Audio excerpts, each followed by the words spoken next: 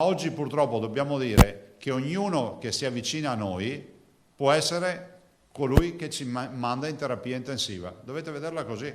Quando vedete una persona, vi do questa brutta suggestione, vedetevi già col tubo in bocca. Usa un'immagine volutamente forte il governatore Zaia, del resto il weekend sarà fondamentale per capire se ci sarà l'agognato punto di svolta previsto dai modelli matematici, quegli stessi modelli che per la prossima settimana prevedono un picco. La prossima settimana per noi sarà determinante, cioè sarà la settimana che ci darà la direzione. La prossima settimana, tutta la settimana ci darà una direzione ed è fondamentale che osservare con attenzione la prossima settimana. Per questo io vi prego di stare a casa questo fine settimana, anche perché questo ci aiuta a capire.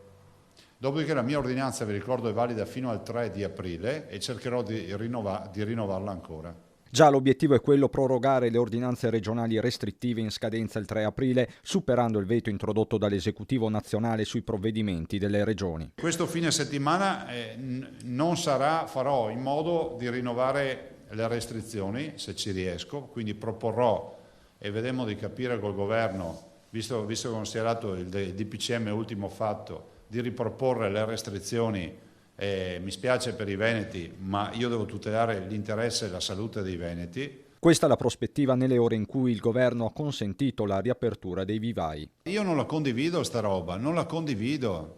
Cioè lo slogan deve essere meglio una primula o una terapia intensiva. Fate voi. Limitare gli spostamenti, l'imperativo, da qui il messaggio alle forze dell'ordine. Faccio appello ai prefetti e alle forze dell'ordine di essere assolutamente ferrei. Vi ricordo che non c'è più il tema del penale, adesso sta diventando un problema pecuniario. Un consiglio arriva anche agli anziani che usufruiscono delle consegne a domicilio. Ma se vi fate portare la spesa, come lo dico ai miei genitori, ve la dovete far lasciare fuori dalla porta di casa, non fare una partita di chiacchiere con chi vi ha portato la spesa, e se no non funziona. Infine la metafora che racchiude la sintesi di questi giorni, preoccupante ma nitida. La prossima settimana avremo le turbolenze in volo.